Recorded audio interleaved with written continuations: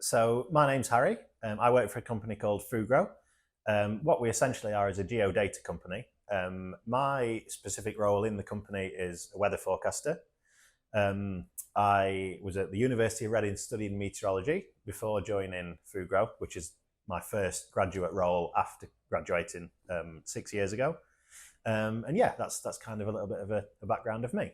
So I've always had a keen interest in weather ever since I was 9, 10 years old. What originally sparked my interest in weather was we were in Florida on a family holiday, and there was a hurricane on the way, and that was incredibly exciting as a young lad. And that was kind of the starting point for me that really made me feel I know what I want to do with my life. I knew that I wanted to go into weather forecasting because ever since that moment I've absolutely loved the weather. So that's kind of the main reason that I knew I wanted to go into it.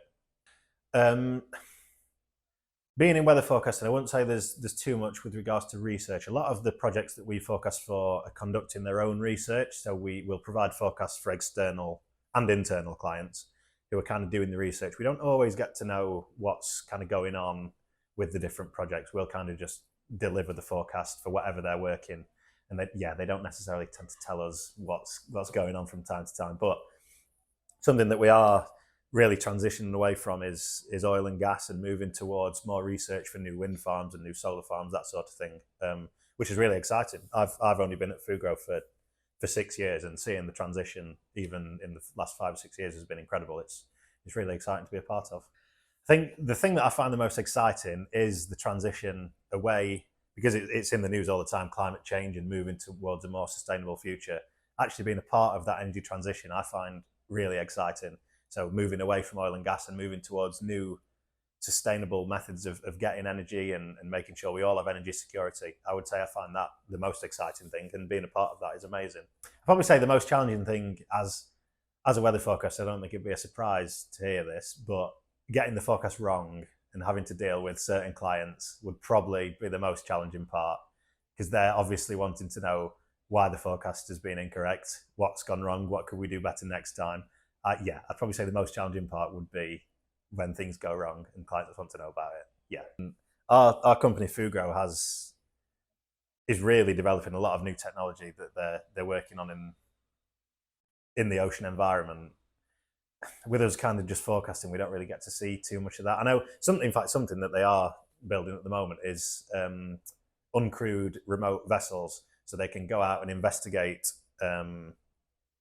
lots of different things in the ocean using these uncrewed vessels, which is very beneficial because the staff can stay on shore and kind of remotely operate these vessels, which is amazing. Instead of having to send a team of 10, 15 people out to do site investigations, it's now becoming possible to do that from land.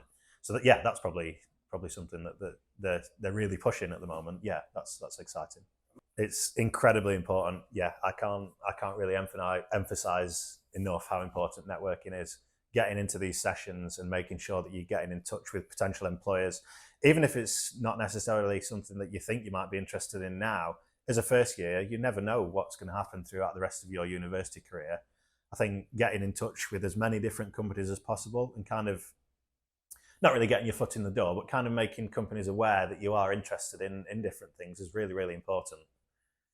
Even if roles aren't available or graduate opportunities aren't available at the moment, it doesn't necessarily mean that they won't be in the future. So if you're on their books, they're much more likely to get in touch with you than say try and find somebody totally new. So if they're already aware of you, that's great.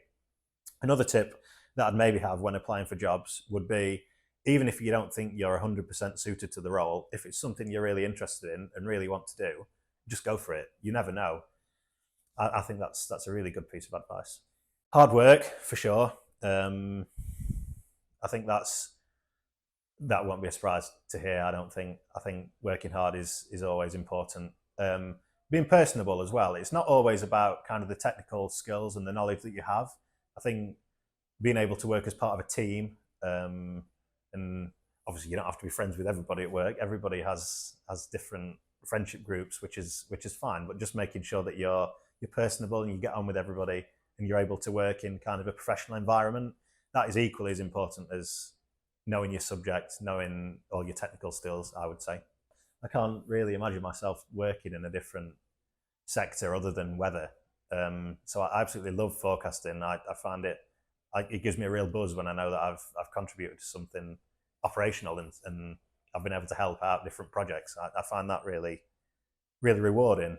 Um, Something else I'd say, I guess, working in the sector that I am at the moment, it's really relevant. So being able to talk to friends and family about different things that are ongoing in the world, it's kind of all relevant to what we're doing at the moment, working in the energy sector, providing forecasts for vessels offshore, for new wind farms, that sort of thing. I guess it's just kind of being excited about what the future holds, moving away from what we've traditionally done for the last 30, 40 years, and moving towards newer methods. I guess that I find that exciting. Yeah, I think the most memorable thing and the most significant thing I've achieved at Fugro would be getting promoted from an assistant forecaster, which is kind of the entry level that you would go in at as a graduate, to being a marine forecaster, where you're technically in charge of the shift, you lead the shift, you work with maybe one or even two people underneath you, and getting that promotion after just 18 months in the role, that was something that I was really proud of. So yeah, I'd say that's probably the thing that sticks in my mind the most as being my best achievement.